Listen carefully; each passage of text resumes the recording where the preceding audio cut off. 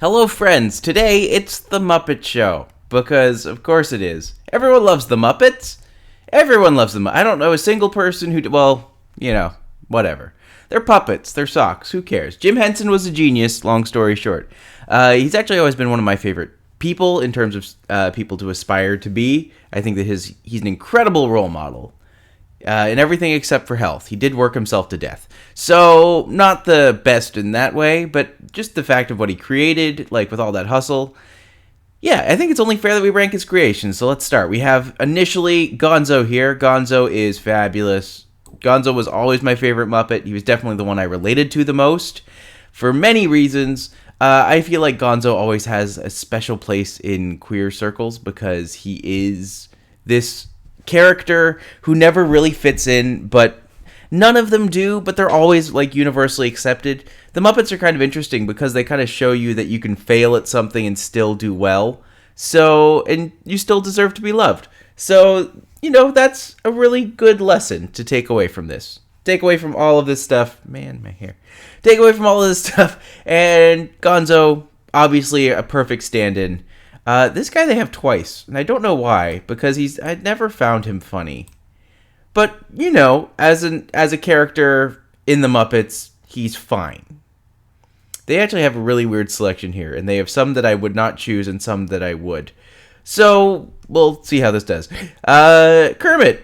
Can't go wrong with Kermit. I think that Kermit is probably the other... Gonzo, Kermit, and Miss Piggy are kind of the three major icons. Followed immediately, I would say, by Fozzie Bear. And, there's Fozzie. And Swedish Chef would be... Man, they're also good, though. Because, Swedish Chef I would have right up here as well. Beaker I would have up here as well. I would have Rizzo up there. And I don't think they even have Rizzo on the bottom. They have Rizzo's sister. Who's in, one thing. That's weird. There's some weird Muppet choices in this list. Not sure I agree with it, but we'll get there in a second. In terms of how I feel like the Muppets are, I feel like this is double S just for sheer visibility and likability. Fozzie, Swedish Chef, Beaker, right up there as well. I would keep Rolf for sure A tier, Janice for sure A tier. Animal, oh gosh, is Animal S or double S? At least S. At least very, very strong. And yeah, Statler and Waldorf would also be up. They're all up there. They all kind of have these really great iconic moments. Because when you think about it, it's all just... It's very much in that vein of the magic is between all of them. But they're also distinct that they have this really beautiful chemistry that happens, and the more you allow them to play off each other, the better the better the movies get as well, and the better the sketches get.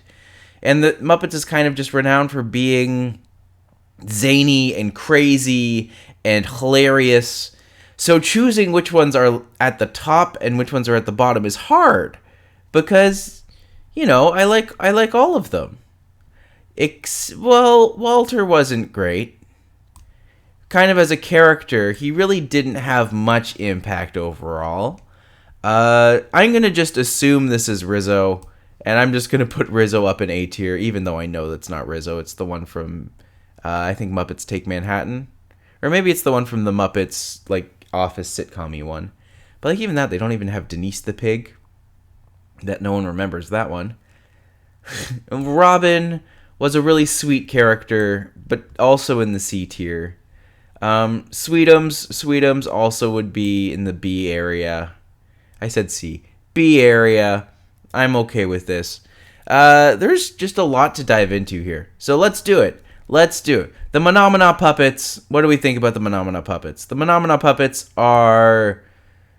they're super iconic, but at the same time, it's only the one sketch.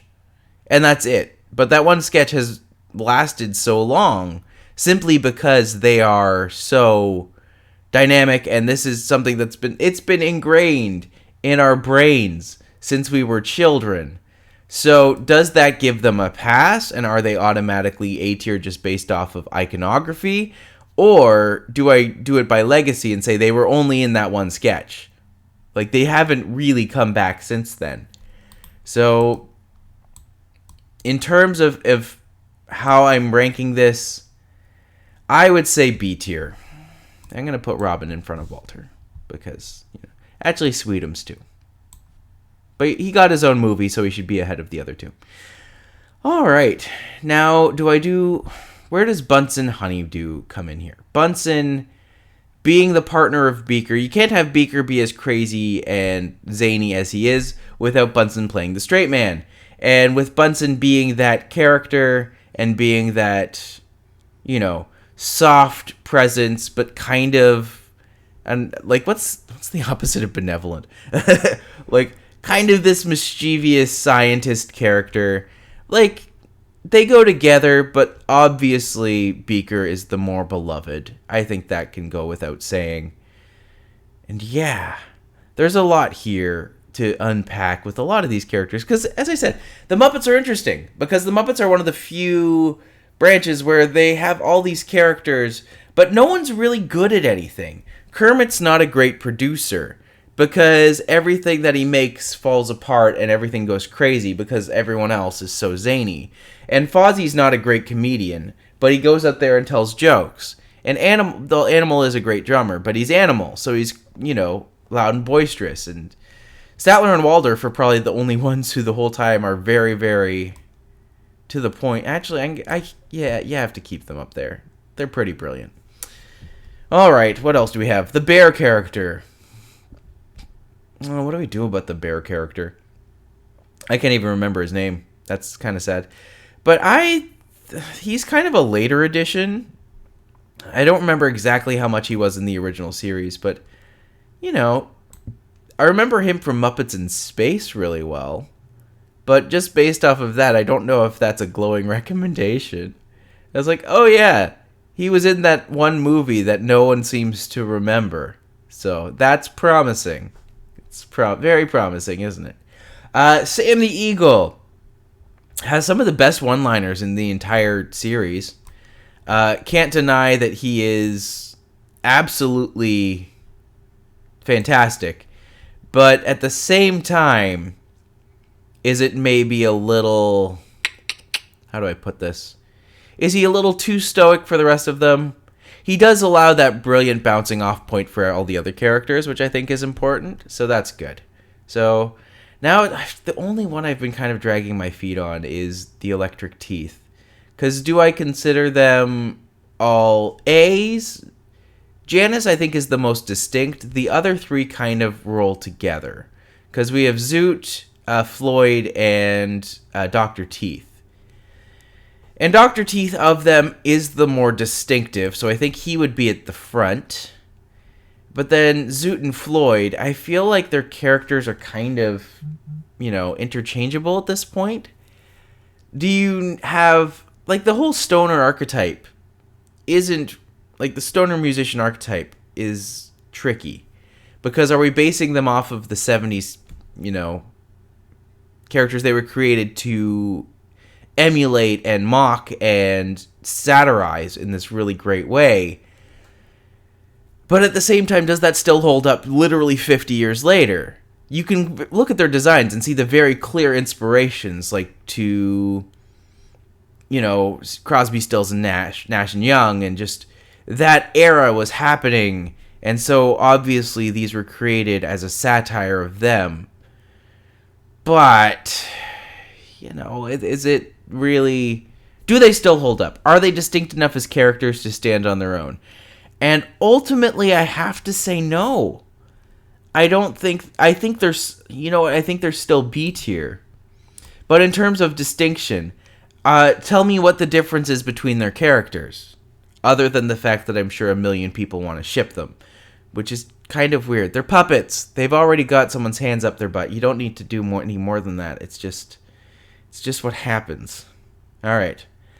The only other two really distinctive characters I can say are Camilla, who's literally just a chicken, and doesn't really have an overarching character, doesn't really communicate with anyone other than Gonzo. And then Crazy Harry. Crazy Harry at least likes to blow stuff up, so we can keep Crazy Harry in the top part. And I'm okay with that. And as for these four, I think they're lucky that they're even included on this list. A list that doesn't include other more important Muppets. So, yeah, this is how we do. Let's see what other people think. Well, it definitely appears that I'm not too far off. I feel like a lot of other people did super double S tier, which I can't argue with any of these choices. I feel like they're all very iconic. The fact that Miss Piggy is second is kind of like, whatever. Yeah, I can see that being a thing. She is a little contentious, but she is kind of one of the only two female Muppets other than Camilla. And yeah, apart from this, I don't hate this list. I feel like this list is pretty accurate overall. The Muppets no one remembers or sees are at the bottom. Everyone else is kind of at the top. So, can't argue that. Alright, well that's it for me, and I'll see you next time. Thank you for watching. My name is Matti McLean. You can find me on problematic streaming platform Spotify at A Canadian in Eurovision. You can find me online on Twitter and Instagram at The Big Shabam. And finally, if you like what you've seen here and you want to help me out, feel free to like, subscribe. It really does help. And also, if you want to see me do something next, don't be afraid to tell me. Looking forward to hearing from you all soon, and you have a great day now.